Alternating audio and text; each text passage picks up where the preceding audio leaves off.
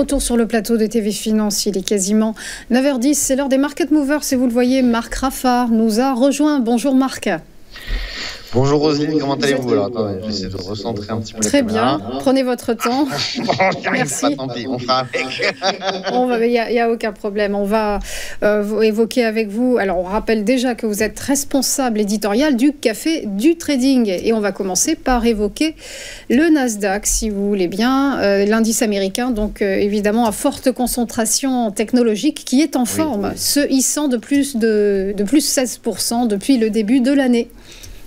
Exactement, alors il y a beaucoup de choses à dire effectivement sur le Nasdaq. Avant d'attaquer la partie, on va dire, fondamentale et technique, on va parler d'actualité parce que, comme vous le soulignez, c'est l'indice technologique. Ça a été l'indice de l'Internet, on va dire, dans les années 2000, avec une bulle spéculative, on s'en rappelle. Aujourd'hui, c'est plus l'indice de l'intelligence artificielle en 2024. Et hier, on a eu les résultats donc, de Nvidia qui cristallisent beaucoup d'inquiétudes en fait. Alors, les résultats de Nvidia en fait étaient bons, même très largement au-delà des attentes des analystes et des investisseurs. Pourtant, on a vu en clôture de marché une baisse de 7%, presque 8% même après l'annonce des résultats. Donc ça en dit long et c'est vraiment intéressant et je pense qu'on est sur un moment charnière sur le Nasdaq 100, l'indice donc des valeurs tech. Pourquoi ? Parce qu'il y a de plus en plus de craintes d'une bulle spéculative sur l'intelligence artificielle. Il y a beaucoup d'attentes qui sont issus de l'intelligence artificielle. Alors, depuis le début de l'année, les résultats, on va dire, fondamentaux, l'économie américaine se porte plutôt bien, même si ce sont quand même des résultats mitigés parce qu'on a une inflation qui a mis beaucoup de temps à être maîtrisée. On attend toujours la baisse des taux, même si elle devrait arriver incessamment sous peu. Pourtant, les marchés, ils ont battu des records, comme vous le soulignez, avec déjà en milieu d'année, une hausse de plus de 16%. Mais tout ça, c'est dû à l'intelligence artificielle, c'est cet engouement qu'il y a autour de l'intelligence artificielle. Et peut-être que les attentes sont trop ambitieuses. En tout cas, c'est ce qu'on constate, parce que même malgré des résultats qui sont excellents, les investisseurs ont réagi négativement hier. Alors, on verra ce que ça va donner à l'ouverture du Nasdaq dans quelques heures. Mais tout ça, il faut le garder en tête, parce que si effectivement aujourd'hui les fondamentaux, et je vais tout de suite l'évoquer, sont plutôt bons sur l'économie américaine, est-ce que ça va être suffisant pour freiner un raz-de-marée qui viendrait potentiellement, et il y en a de plus en plus qui osent en parler, de cette bulle spéculative de l'IA.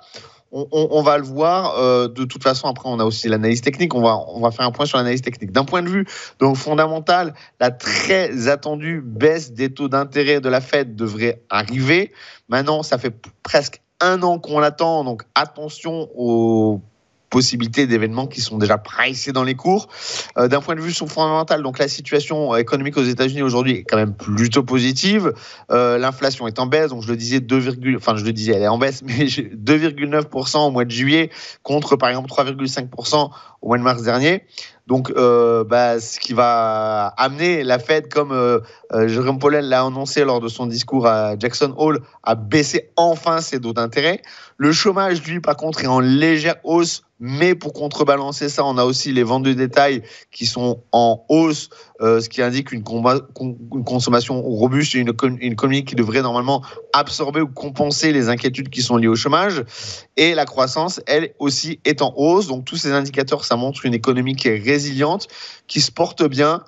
Mais attention quand même à ce phénomène potentiel de bulle spéculative. Si on fait un petit point technique, on voit que, lors de ma dernière intervention sur votre chaîne, j'avais annoncé un été plutôt calme. J'avais quand même dit à la fin qu'il fallait peut-être potentiellement se couvrir. Effectivement, l'été n'a pas été aussi calme que ce que j'avais anticipé avec ce qui s'est passé. Et encore une fois, on le voit, ça crise. Il y a beaucoup d'inquiétudes. Dès qu'il y a un petit événement comme ce qu'on a eu au Japon avec la hausse des taux, tout de suite la réaction est fulgurante sur le marché. Donc on a eu effectivement un été assez mouvementé. Là aujourd'hui, on a hier et aujourd'hui avec l'ouverture, on verra ce qui va se passer aujourd'hui avec l'ouverture sur le Nasdaq. On a cette déception de Nvidia qui est le moteur du Nasdaq et l'étendard, on va dire, des valeurs IA. Donc aujourd'hui, on n'a pas réussi. Alors je vais me mettre sur mon graphique. On n'a pas réussi à revenir au-dessus des 19 850, 19 900 points. On voit que c'est un niveau qui fait résistance. On est en direction des 18 700, 18 800 points qui constituent le support, le prochain support. Peut-être qu'on va y arriver plus vite que ce que j'aurais anticipé hier à cause de cette nouvelle liée à Nvidia. On va voir. En tout cas, 18 750, 18 800 points, donc le niveau de support pourrait constituer, je pense, un niveau d'achat intéressant ou un niveau intéressant pour moyenner à la baisse en DCA, par exemple. Voilà, un petit peu le point sur le Nasdaq, ce que j'avais à dire.